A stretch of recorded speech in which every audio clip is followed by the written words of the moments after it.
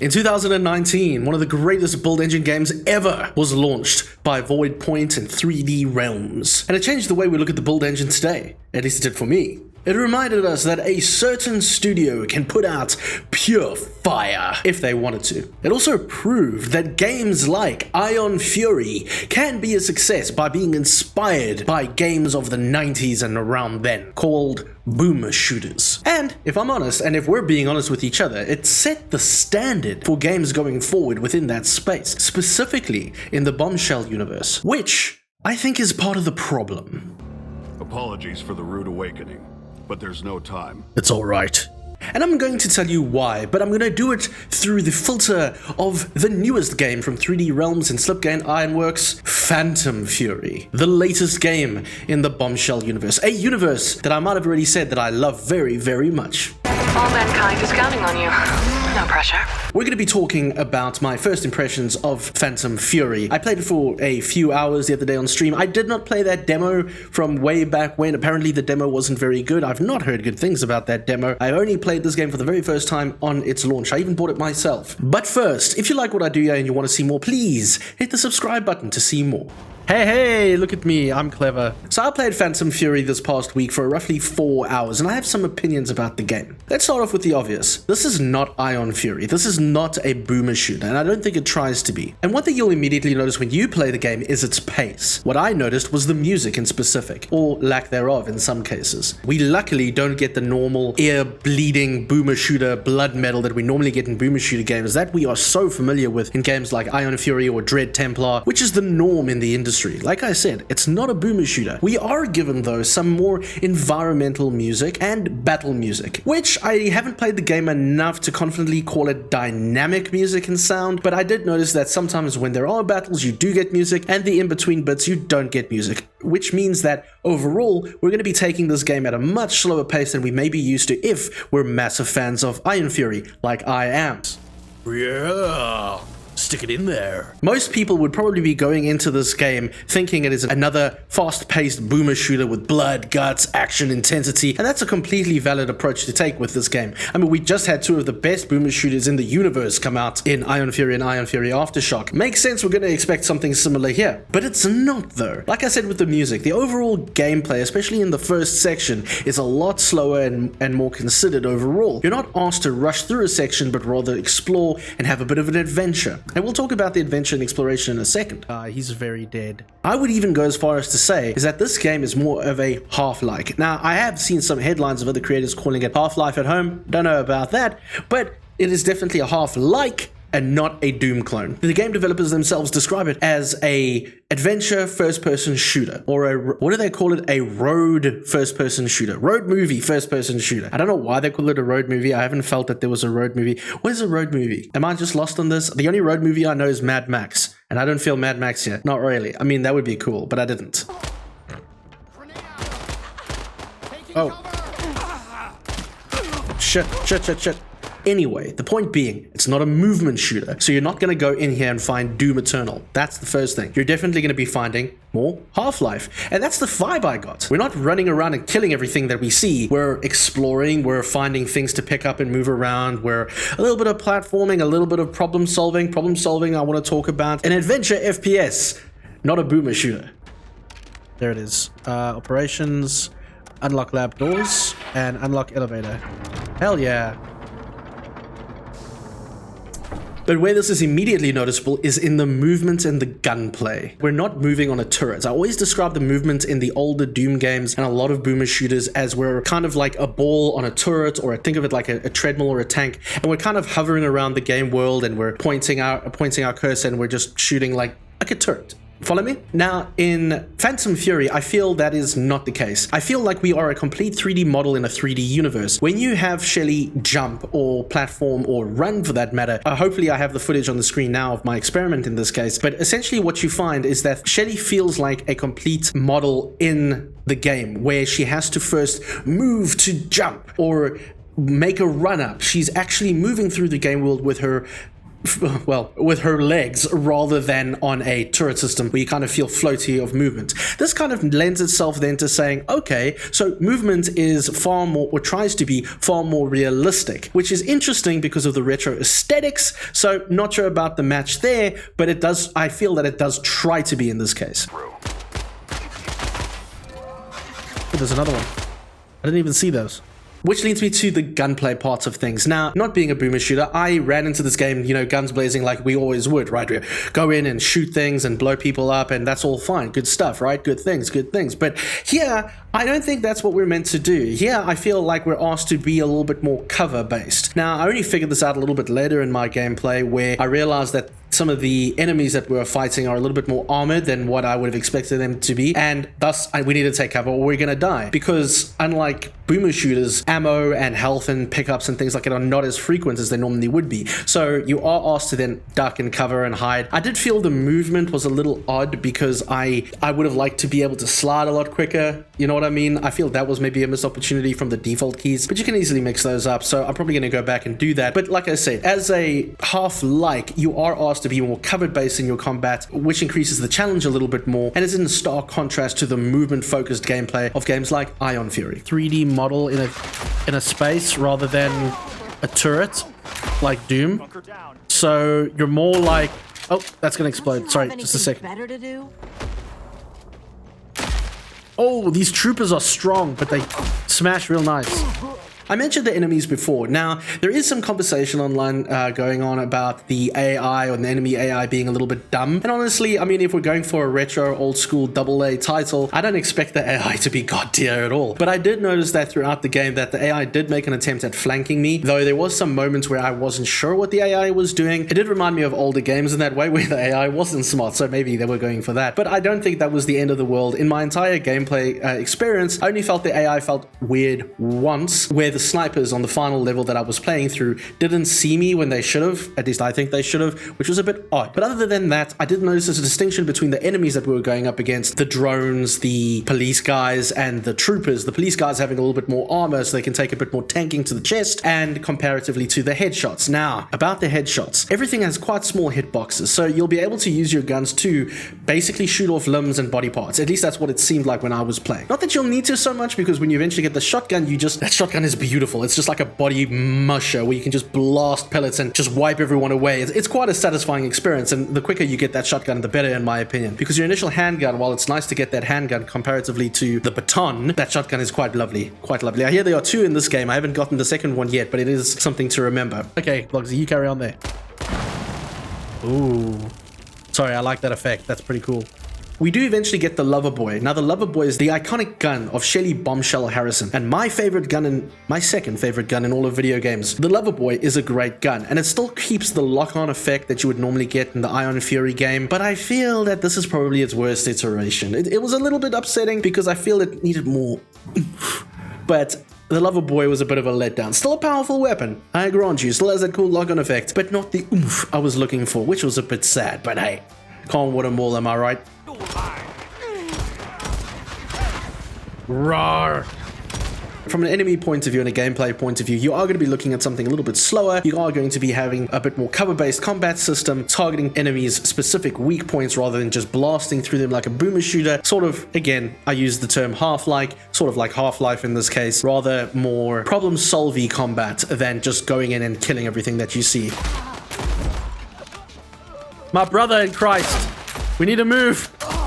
This brings me to navigation and pathfinding, because this is kind of a complaint. I don't know if I'm stupid. Maybe I am stupid. Let me know if I'm stupid in the comments. Maybe I am. I get lost consistently in this game. Now, there are a few things that I can see throughout this first few levels that I've been, especially that first level when we were in the base, that I think the developers were looking to try something bigger. Okay, now this may be down to capacity at the studio or time. I don't know. I can't speak to that. But I do find that there are points in the game where I feel that the developers had an idea that they wanted to explore and they didn't or couldn't. Now, one of the points that I had noticed upon playing it after my stream that night, because I just couldn't put it down, I actually had a good time, you realize that there were places where I feel destructible things could have happened, like floors or walls or windows or mirrors or that kind of thing. Places that I thought, okay, this should be breakable, but it wasn't, because the effort was put in to put the Doom cute being, you know, lifestyle elements that are put into games. I call it Doom cute because it comes into Doom, but things like that, like cups and saucers and stuff, you know what I mean? And that throughout the game was totally fine,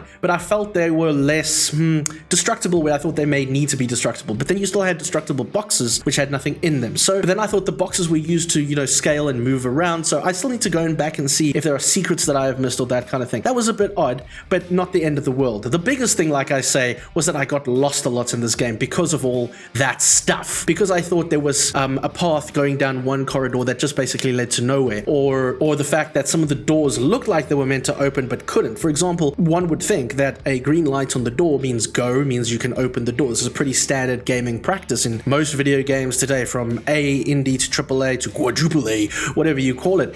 Green means go, you can open the door, it's ready to go. But there was sometimes in the game there was a door that had a yellow or an orange light, which I was magically able to open. So I think sometimes there is a communication problem between the game world and the player. Now, maybe I'm an idiot, but I do feel that that is a bit of an unfortunate circumstance, because we are trying to adventure and explore. And yes, we would adventure and explore throughout this game to try and find our way, but we also want to play the game. We also want to get through the level. I must have spent 30 minutes, again, maybe I'm stupid, but 30 minutes to try and open a damn door. And I went back and forth because things just didn't seem to integrate so well. And I think that has to do with a bit of the lighting parts. A game that does do this really well is, I have to say it, Doom Eternal, where Doom Eternal very clearly communicates your path through environmental elements like colors and that kind of thing. Yeah, I feel in one part it was done well, in another part it wasn't done so well. So lighting being part not done so well, especially with the doors. Another one that was done so well was ledges where Shelly can climb onto, which weren't done in yellow, they were done in white, like there were scratches. Cool compromise. You're not holding people's hands, so that was quite fun. So I did find that a little weird. I'm not sure why they decided to do that. It made me confused and I got lost a lot. So that navigation communication, a little unfortunate so far in my playthrough. I can't believe it. That arm! She's taking cover! Oh, that ground comes up real quick. Oh, shit. That was excellent. But what I do want to point out though, now I only found this a little bit later in the train yard section. I don't know what the sections are called yet, but there are actually environmental puzzles, which is why I'm talking Half-Life here, right? So they're not telegraphed to you. I don't think most people would have seen them unless you just took a time to explore. But I was able to shoot through a window and roll a bowling bomb underneath a car door to break a fuse box, to then be able to open another door for an unlockable. So that was pretty cool. All right, now I like that kind of shit. Environmental puzzles that are not a requirement, they're optional, but they're really rewarding when you find it. I only found one. There are probably more, at least I hope there are. So I really look forward to finding more of these. I just think maybe we didn't have to sacrifice one for the other, you know? Hey, you see what I mean? Problem solved. Now guys, I want to talk about a few issues that I had with this game overall. Now, I don't want to talk so much about the story. That's exactly what I would have expected. Not the gameplay so much, which I thoroughly enjoyed, my personal opinion. But there were a few issues. You knew this was coming. I'm sorry. In my 4 hours of gameplay, I had minimal glitches, and I can count them on one hand. I went up an elevator, which I hope there's footage of right now, and when I went up the elevator, I fell through the floor, and I died. And then I was revived, and I was somehow soft-locked into running sideways. I forget the damn word now, but I was soft locked into doing that until I died again and restarted from my checkpoint. Oh no, look at it, look. I'm locked. There it is. I'm not doing anything. There it is, everyone. Ah, that's a pity. And then I was able to open it up again and it was all okay. Out of everything that I played, those were the two major bugs that I had. In the first level, when I first started, we're asked to break through some rubble. I broke through the rubble, but the rubble didn't disappear. So I count that as sort of a clipping bug. Fine, that was a little bit, it took me out of the space for a bit. That was a bit of a pain in the ass. Nothing I'm sure a patch can't fix, but that was noticeable. So out of 4 hours, I have had 2 unfortunate bad glitches and 1 weird clipping glitch. I personally don't think it matters a lot. I was streaming this, so I had a chatter mention of another clipping error that he saw while I was streaming. I didn't even know. That's how noticeable it was. And another chatter in my stream mentioned that these kinds of bugs get worse and worse the longer you play in the game. Now, I cannot obviously speak to that having only played 4 hours. I will let you know in my final review, but so far, those are my issues. And I'm only bringing it up is because a lot of the conversation online about this game, early reviews have spoken about how it is unfinished or broken, etc, etc. And I just want to give you some honest feedback about my experience so far, and that's what it is. Oh, he's dead. Oh, he's gone as well. Whoa. To wrap this up, everybody, Phantom Fury falls short of the high, immense standard set by Ion Fury. But does that make it a bad game? For me, it really doesn't. I had fun. I enjoyed myself. I don't know what everyone is talking about. I'm just a dude on the internet. What do I know? But I played the game for 4 hours so far. Maybe my opinion changes. I don't know. But everything that I played, I enjoyed myself. Do I prefer something faster with a bit more intensity? Yes. Am I going to increase the difficulty to see if I can get that? Also, yes. So, Phantom Fury, I would recommend to anybody looking for some kind of Half-like that is an adventure-orientated first-person shooter with some kind of environmental problem-solving elements. It is not Half-Life, of course not. It is not Ion Fury, of course not. So where does that leave us then? Despite my concerns of navigation, pathfinding, and some of the bugs I experienced, I found it enjoyable. I had a good time, and by that measure, nah. Not a bad game. Do I recommend you go and buy it now? I can't say for sure. I'm gonna have to finish the game before I can confidently tell that to you. I would personally just wait for the first patch because, goddamn, we have the internet. Let them just freaking patch that one glitch out. No one's gonna die. But if you went and bought it now, I don't think you're gonna waste your money. I think Phantom Fury is a pretty decent game. I've had fun so far. When I do my final review, quote me on this. Maybe my opinion's changed, but so far so good. There's zombies! Oh, no, we're not friends. I thought we were friends. And if you really want something fast and intense that is with Shelly Bombshell Harrison, go buy Iron Fury and Iron Fury Aftershock. They're amazing games. My favorite, again, I'm going to tell everybody this 100 times. My favorite games. Go and play them if you like something like that. Phantom Fury is not that game, and I'm sorry if you thought it was. Yeah, I did get you. I would love a machine gun. But yeah, that's where I'm going to leave it. Hopefully I can give you more information in my final review, my final opinion, and I'm hoping that the game either improves before I finish it, or that's the end of my bug story and my issues. Maybe the rest of the game is exactly what I hope it is, which is just this ruddy, Half-like game that has a really awesome protagonist that I really enjoy in a universe that I really appreciate. And that's it. Not a whole meal, which is obviously wrong. Oh, he's gone. Guys, if you want to keep supporting my work and what I do here on this channel, please subscribe, like, or follow, do all that other fun stuff. And if you really, really want to support, we have finally opened channel members here on YouTube, and I'm really trying to grow up this community. I don't know if we'll keep Patreon, but if we do, you can always support me over there if you like. YouTube is cheaper than Patreon, just by the way. I only found this out recently. And you get all the same perks. And for those of you who already support me, thank you so much. You guys are utter legends. You roxes my boxes. You moisten my loins, and all those fun words. Also, if you're interested in seeing any of the other games I review on this channel or talk about in general, I have a Steam curator page called Nukage Gaming that I'm going to link in the description of this post, which you can go and check out. It's a whole bunch of things in there, things that I recommend and some stuff that I really think you should avoid. But until that final review and until next time, thank you so much for watching. Please take care, rip and tear. Cheers. So much drama about this game. I don't know, like this section I was going to comment a little bit about that drama, but I don't think I want to. I think it's done now. I think I'm over it as well. I want to be a net positive, not a negative at all. Goddamn. Well, look, I had fun and I'm going to finish the game. I don't know when this review will be out because I'm still finishing my Bears in Space review, and then this arrived. But we're trying a new thing. Oh, by the way, Demon, thank you for this idea. You guys are watching streaming footage, I think. Good idea. Good idea. Time to go to the toilet.